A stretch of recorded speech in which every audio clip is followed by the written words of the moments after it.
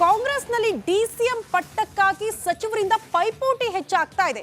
3 DCM ಸೃಷ್ಟಿಯಾಗಬೇಕು, ಸಮುದಾಯವಾರು DCM ಪಟ್ಟ ಹಂಚಿಕೆ ಆಗಬೇಕು ಅನ್ನುವಂತ ಬೇಡಿಕೆಯ ಮಧ್ಯೆ ಗೃಹ ಸಚಿವ ಡಾಕ್ಟರ್ ಜಿ ಪರಮೇಶ್ವರ್ ಮತ್ತೊಂದು ಬೇಡಿಕೆ ಇಟ್ಟಿದ್ದಾರೆ ಹೈಕಮಾಂಡ್ ಮುಂದೆ. ಆ ಬೇಡಿಕೆ ಏನು ಅನ್ನೋದ್ರ ಬಗ್ಗೆ ಎಕ್ಸ್ಕ್ಲೂಸಿವ್ ಮಾಹಿತಿ ರಿಪಬ್ಲಿಕ್ ಕನ್ನಡದಲ್ಲಿ. ರಣದೀಪ್ ಮುಂದೆ ಪರಮೇಶ್ವರ್ ಇಟ್ಟಿರುವ ಮೆಗಾ ಬೇಡಿಕೆ ಏನು?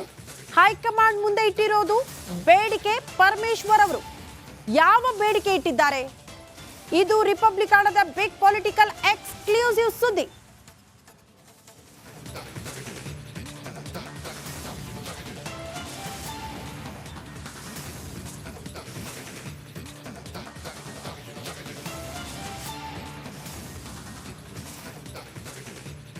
ಕಾಂಗ್ರೆಸ್ನಲ್ಲಿ ಡಿಸಿಎಂ ಪಟ್ಟಕ್ಕಾಗಿ ಅಂತರ್ಯುದ್ಧ ಪ್ರಾರಂಭ ಆಗಿದೆ. ಇದರ ಮಧ್ಯೆ ಗೃಹ ಸಚಿವ ಡಾಕ್ಟರ್ ಜಿ ಪರಮೇಶ್ವರ್ ಕೂಡ ಹೈಕಮಾಂಡ್ ಮುಂದೆ ಮತ್ತೊಂದು ಬೇಡಿಕೆ ಇಟ್ಟಿದ್ದಾರೆ. ಮುಖ್ಯಮಂತ್ರಿ ಸ್ಥಾನದ ಮೇಲೆ ಪರಮೇಶ್ವರ್ ಅವರ ಕಣ್ಣು. ಸುರ್ಜೇವಾಲಾ ಬಳಿ ಸಿಎಂ ಚೇರ್ ಬೇಡಿಕೆ ಇಟ್ಟಿದ್ದಾರೆ ಗೃಹ ಸಚಿವ ಡಾಕ್ಟರ್ ಜಿ ಪರಮೇಶ್ವರ್. ನಿನ್ನೆ ಸುರ್ಜೇವಾಲಾ ಜೊತೆ ಚರ್ಚೆಯ ವೇಳೆ ಸಿಎಂ ಸ್ಥಾನದ ಬೇಡಿಕೆ ಇಟ್ಟಿದ್ದಾರೆ. ಪರಮೇಶ್ವರ್ ಬೇಡಿಕೆ ಕೇಳಿ ಸುರ್ಜೇವಾಲಾ ಅವರೇ ಗಲಿಬಿಲಿಗೊಂಡಿದ್ದಾರಂತೆ. ಈಗ ಯಾಕೆ ಪ್ರಶ್ನೆ? ಚುನಾವಣೆ ಕಡೆ ಗಮನ ಕೊಡಿ. ಪರಮೇಶ್ವರ್ಗೆ ತಿಳಿ ಹೇಳಿ ಕಳಿಸಿಕೊಟ್ಟಿದ್ದಾರೆ ಅನ್ನೋದ್ರ ಡೀಟೇಲ್ ಸಿಗ್ತಾ ಇದೆ. ಈ ಬಗ್ಗೆ ಮತ್ತಷ್ಟು ಡೀಟೇಲ್ಸ್ ಅನ್ನ ಕೊಡ್ತಾ ಹೋಗ್ತಾರೆ ಪೊಲಿಟಿಕಲ್ ಬ್ಯೂರೋ ಹೆಡ್ ವಿಜಯ್ ನೇರ ಸಂಪರ್ಕದಲ್ಲಿ ಜಾಯಿನ್ ಆಗ್ತಿದ್ದಾರೆ. ವಿಜಯ್, ಪರಮೇಶ್ವರ್ ಅವರು ಸಿಎಂ ಪಟ್ಟದ ಮೇಲೆ ಆಸೆ ಈ ಹಿಂದೆಯೂ ಕೂಡ ವ್ಯಕ್ತಪಡಿಸಿದ್ರು. ಕಾಂಗ್ರೆಸ್ ಅಧಿಕಾರಕ್ಕೆ ಬಂದಾಗ ಸಿಎಂ ರೇಸ್ ನಲ್ಲಿ ನಾನು ಕೂಡ ಇದ್ದೀನಿ ಅನ್ನುವಂತ ವಿಚಾರವನ್ನ ಪ್ರಸ್ತಾಪ ಮಾಡಿದ್ರು. ಆ ಬಳಿಕ ಸ್ವಲ್ಪ ಸೈಲೆಂಟ್ ಆಗಿದ್ರು. ಈಗ ಮತ್ತೆ ಸಿಎಂ ಪಟ್ಟದ ಮೇಲೆ ಕಣ್ಣು ಅಂತ ಹೇಳಲಾಗ್ತಾ ಇದೆ. ಏನ್ ಬೆಳವಣಿಗೆ ಆಗಿದೆ ದೆಹಲಿ ಮಟ್ಟದಲ್ಲಿ?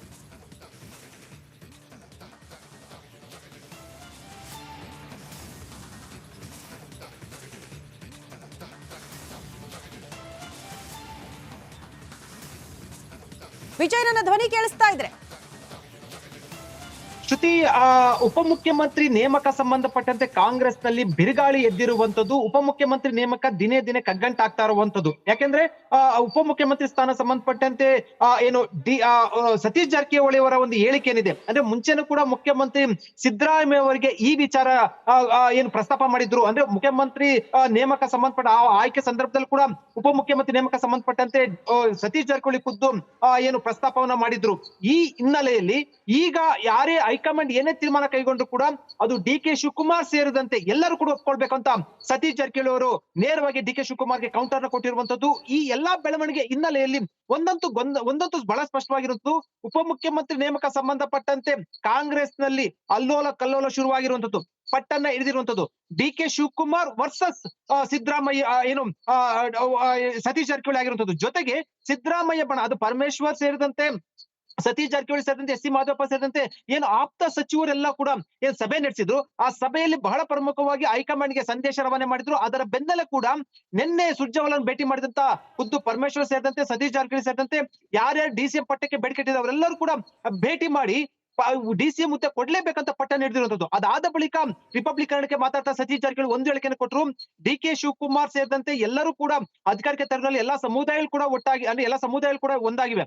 ಆದ್ರೆ ಉಪಮುಖ್ಯಮಂತ್ರಿ ನೇಮಕ ಸಂಬಂಧಪಟ್ಟಂತೆ ಹೈಕಮಾಂಡ್ ಏನೇ ತೀರ್ಮಾನ ಕೈಗೊಂಡ್ರು ಅದು ಎಲ್ಲರೂ ಕೂಡ ಬದ್ಧವಾಗಿರ್ಬೇಕಂತ ಹೇಳೋ ಮೂಲಕ ಡಿ ಕೆ ಶಿವಕುಮಾರ್ಗೆ ಕೌಂಟರ್ ಕೊಟ್ಟಿರುವಂತದ್ದು. ಜೊತೆಗೆ ಒಂದು ಮಾತನ್ನ ಹೇಳಿದ್ರು, ನಾನು ಕೂಡ ಉಪಮುಖ್ಯಮಂತ್ರಿ ಒಬ್ಬರು ನೇಮಕ ಮಾಡಿದಾಗ ನಾನು ಕೂಡ ಕೇಳಿದ್ದೆ, ಈಗಲೂ ಕೂಡ ಹೈಕಮಾಂಡ್ ತೀರ್ಮಾನ ಮಾಡಿದ್ರೆ ಎಲ್ಲರೂ ಕೂಡ ಕೇಳಬೇಕು ಅಂತ ಹೇಳುವ ಮೂಲಕ ಡಿ ಕೆ ಶಿವಕುಮಾರ್ಗೆ ನೇರವಾಗಿ ಒಂದು ಎಚ್ಚರಿಕೆ ಸಂದೇಶವನ್ನ ರವಾನೆ ಮಾಡಿರುವಂತದ್ದು.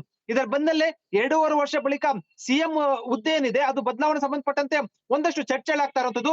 ಅದಕ್ಕೆ ಸಂಬಂಧಪಟ್ಟಂತೆ ಮುಂದಿನ ದಿನಗಳಲ್ಲಿ ಈಗಲೇ ಕೂಡ ಪರಮೇಶ್ವರ್ ಒಂದ್ ಟವಲ್ ಹಾಕಿರುವಂತದ್ದು. ಜೊತೆಗೆ ಸತೀಶ್ ಜಾರಕಿಹೊಳಿ ಕೂಡ ಮುಂದೆ ಆ ಸಂದರ್ಭ ಬಂದಾಗ ನೋಡೋಣ ಅಂತ ಹೇಳುವ ಮೂಲಕ ಕಾಂಗ್ರೆಸ್ ನಲ್ಲಿ ಎಲ್ಲವೂ ಕೂಡ ಸರಿ